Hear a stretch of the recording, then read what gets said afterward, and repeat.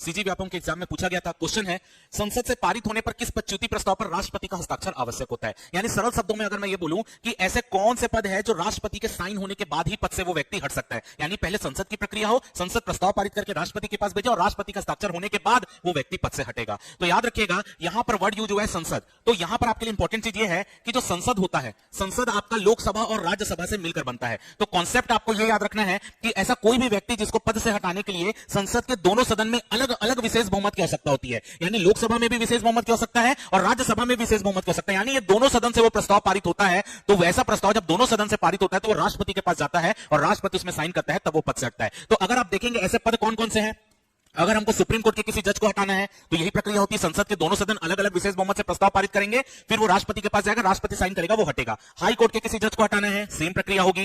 CAG को पद से हटाना है तो सेम प्रक्रिया होगी। तो ये ऐसे कुछ पद है जिनको हटाने के लिए संसद की प्रक्रिया के बाद राष्ट्रपति का साइन लगेगा। अगर मैं क्वेश्चन की तरफ बढ़ूं तो क्वेश्चन में सबसे पहला लिख कर दिया राज्यसभा का सभापति। तो याद रखिएगा, राज्यसभा के सभापति को पद से नहीं हटाया जा सकता, क्योंकि राज्यसभा का सभापति पदेन सभापति होता है। क्यों? क्योंकि ऐसा व्यक्ति राज्यसभा का सभापति बनता है जो कि उपराष्ट्रपति होता है। वो उपराष्ट्रपति के पद में होने के नाते वो राज्यसभा का सभापति बनता है। तो राज्यसभा के सभापति को पद से नहीं हटा सकते। उपराष्ट्रपति को अगर आप पद से हटाएंगे तो वो ऑटोमेटिक राज्यसभा के सभापति पद से हट जाएगा। तो पहला पॉइंट तो वैसे ही गलत है। लोकसभा के स्पीकर, तो लोकसभा अध्यक्ष का चुनाव कैसे होता है? लोकसभा के सदस्य अपने बीच में से किसी एक व्यक्ति को लोकसभा का अध्यक्ष चयनित करते हैं और उनको पद से हटाने तो कैसे होगा?